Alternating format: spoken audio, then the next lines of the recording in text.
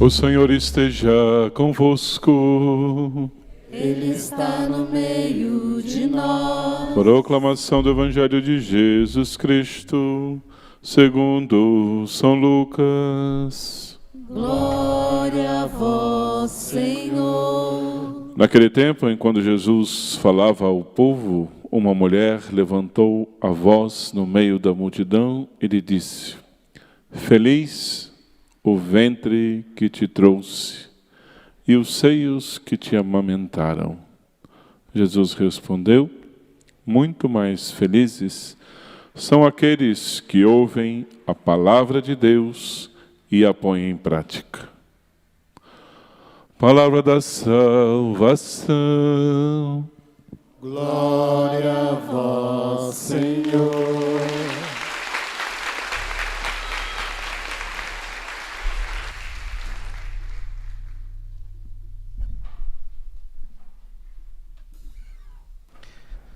Na liturgia de hoje, nós olhamos de uma maneira especial para a pessoa e a missão de Nossa Senhora. Deus trabalhou em Maria de uma maneira muito bonita e muito especial, fazendo dela uma verdadeira obra de arte sua.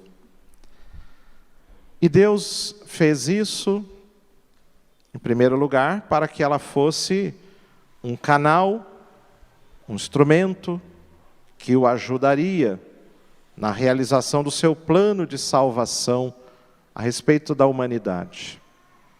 Então Deus preparou Maria para ela ser um bom instrumento que iria colaborar com a realização da salvação.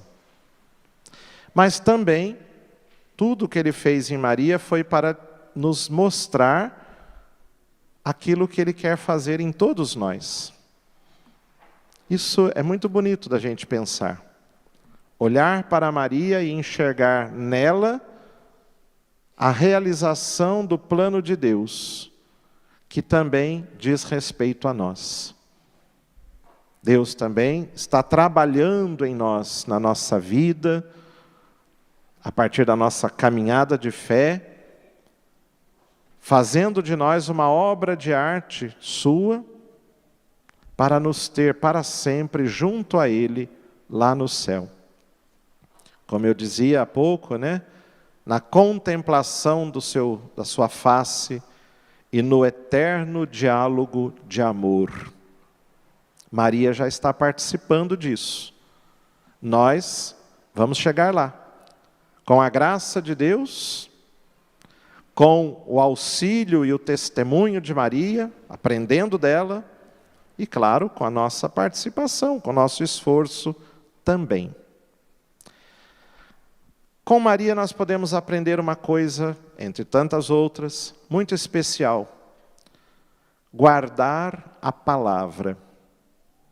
A primeira leitura de hoje nos fala da Arca da Aliança, que era aquele recipiente de ouro que foi feito para conter as tábuas da lei.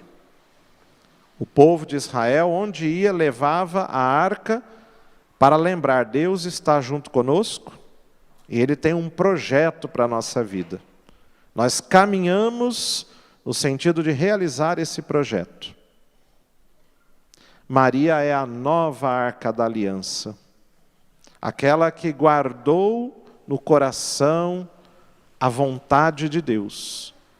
Guardou no sentido de amar, de valorizar, de respeitar, praticar. E é por isso que ela é feliz, como nós vimos no Evangelho. Jesus proclamando que muito mais feliz do que quem gerou, quem alimentou a Ele, é quem guarda a palavra de Deus. E Maria fez as duas coisas. Gerou e alimentou o Filho de Deus, mas também guardou a palavra, colocou-a em prática. Então a sua felicidade é o modelo para nós do caminho de felicidade que nós devemos trilhar para alcançar esse desejo tão profundo do nosso coração. guardando a palavra. E é guardando a palavra de Deus que nós vamos poder ajudar as famílias do nosso tempo. Se nós quisermos fazer as coisas do nosso jeito, com a nossa cabeça, com o nosso pensamento, capaz de não dar muito certo, não. Alguma coisa vai funcionar. Porque é claro que a gente tem boas ideias, tem bons projetos.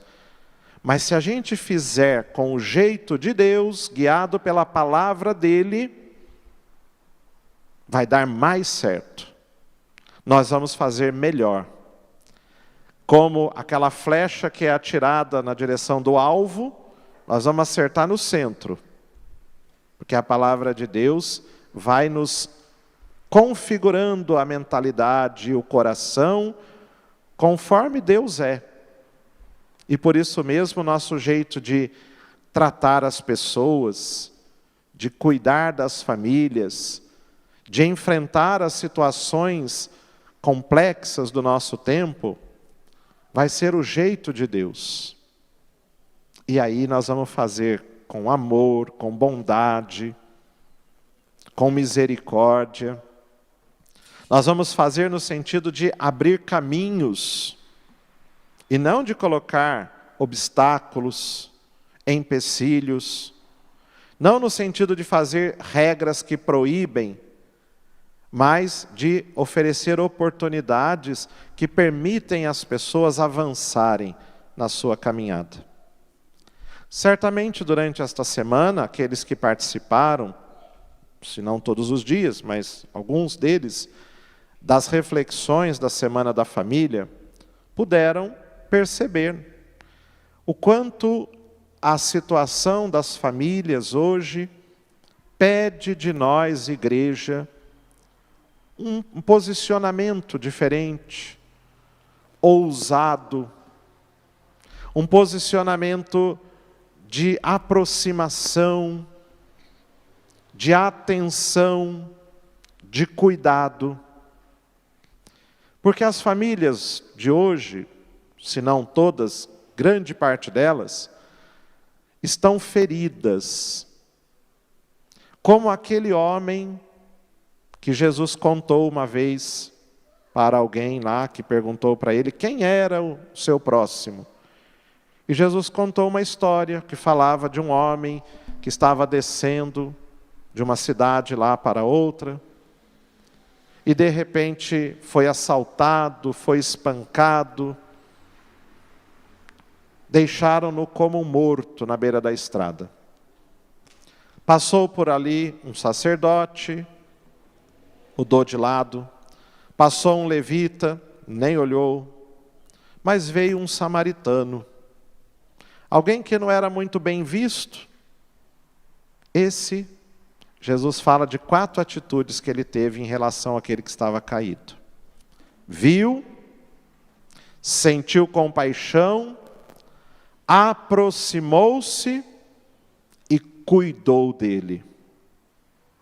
4 verbos, 4 ações, 4 atitudes muito bonitas, muito profundas.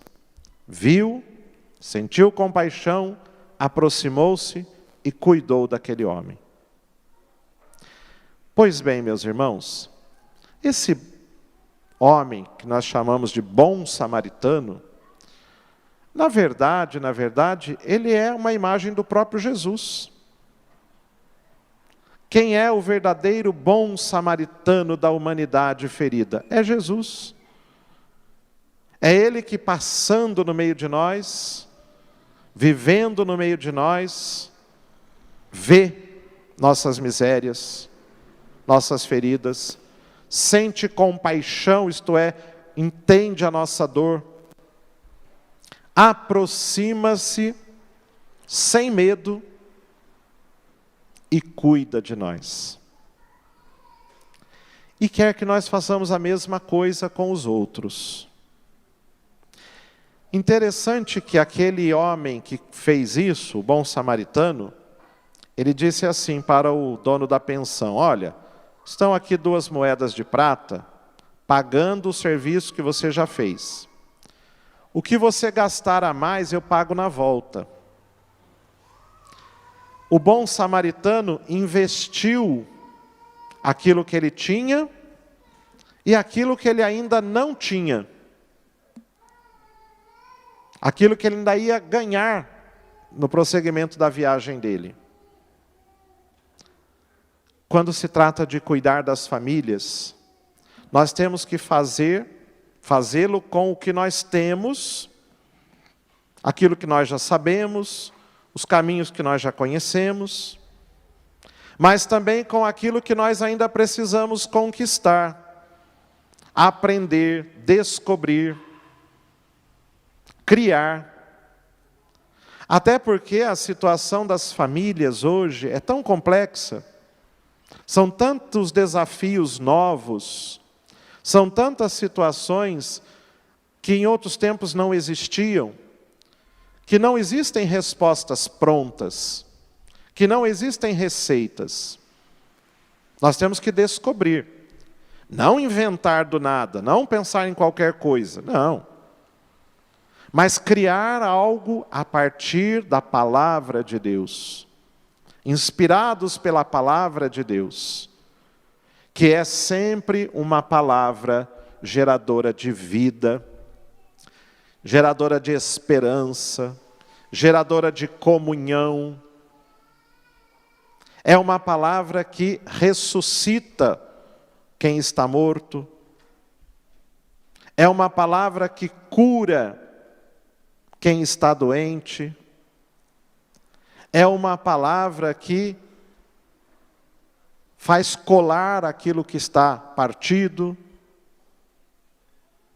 É uma palavra que faz toda a diferença. Então, como Maria, a partir da palavra de Deus, inspirados pelos gestos, pelas atitudes de Jesus, que é a palavra viva no meio de nós, nós vamos pensando caminhos para cuidar das famílias em nosso tempo.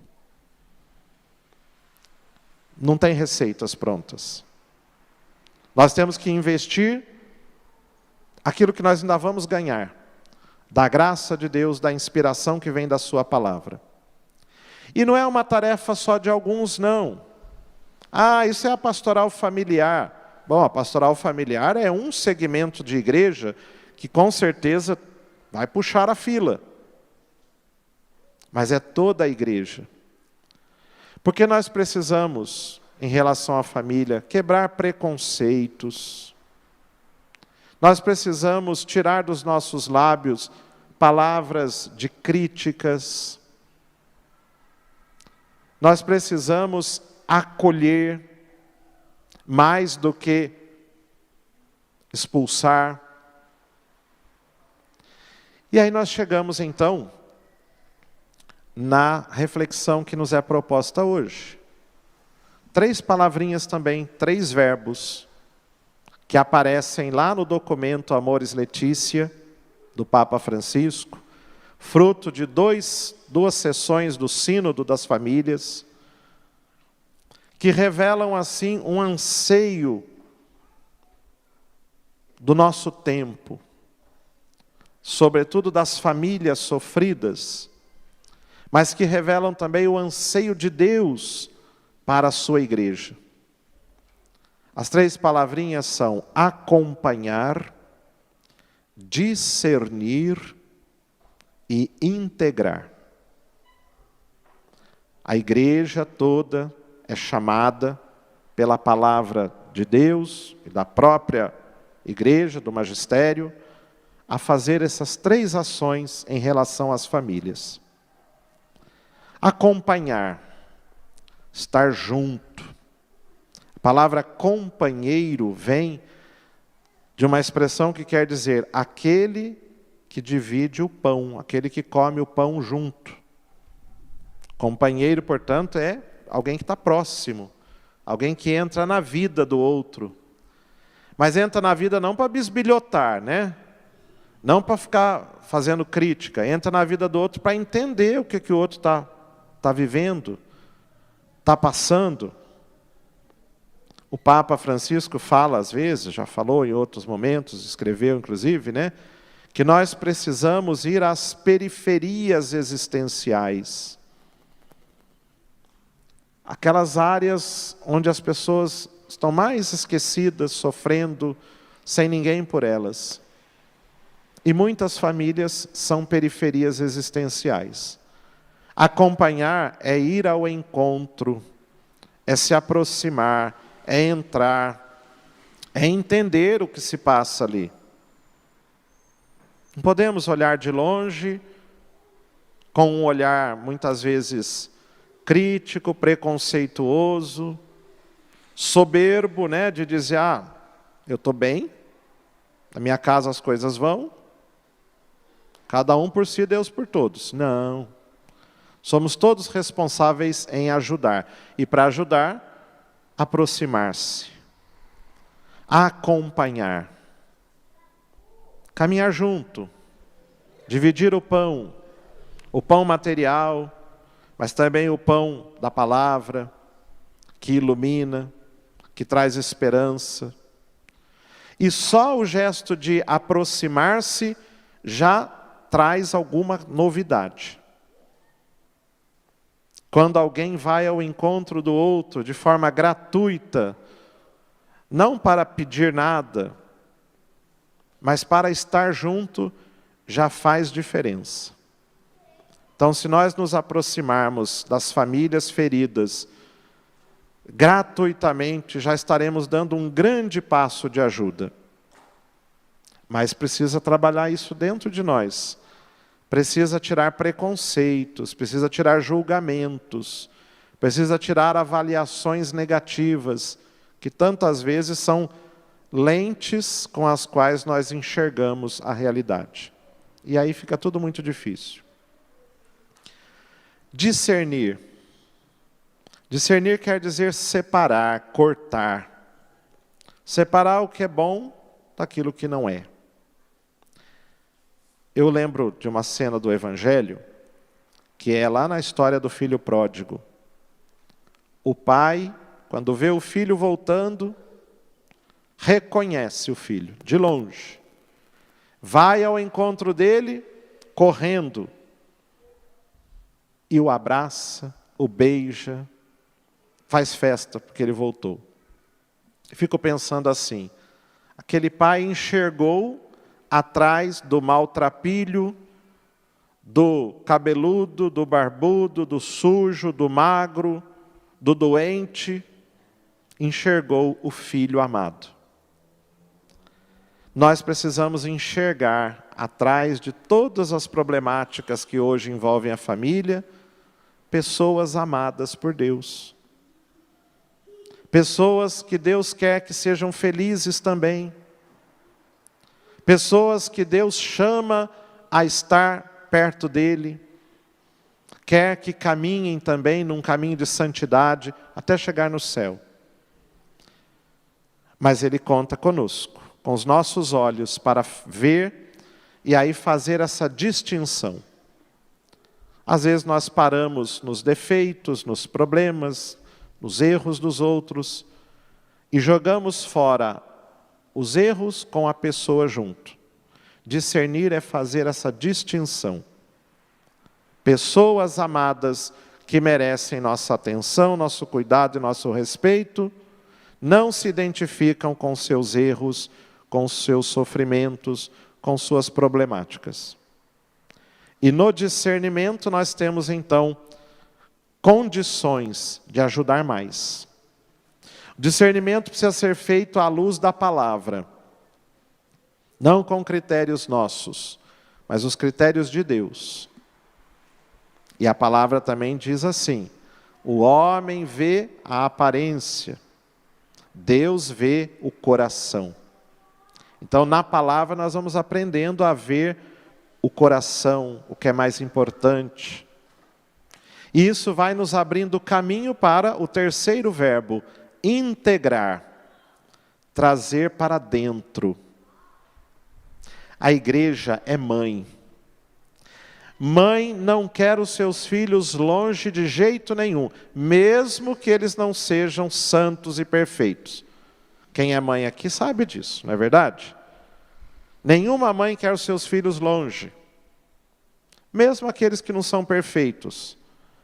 A mãe quer tê-los perto para cuidar, para dar carinho, para vigiar, para não fazer coisa errada até.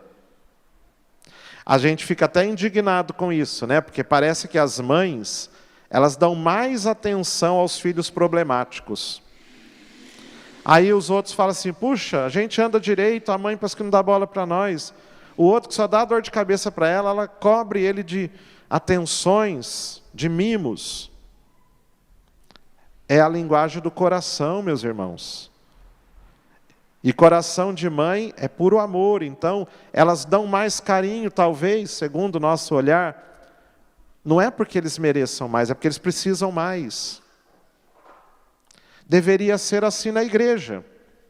Os mais feridos, os mais miseráveis, deveriam ter prioridade. Por quê? Porque precisam mais.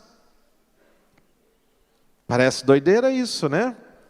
Mas olha como que é exigido de nós uma mudança de mentalidade. Uma mudança de perspectiva.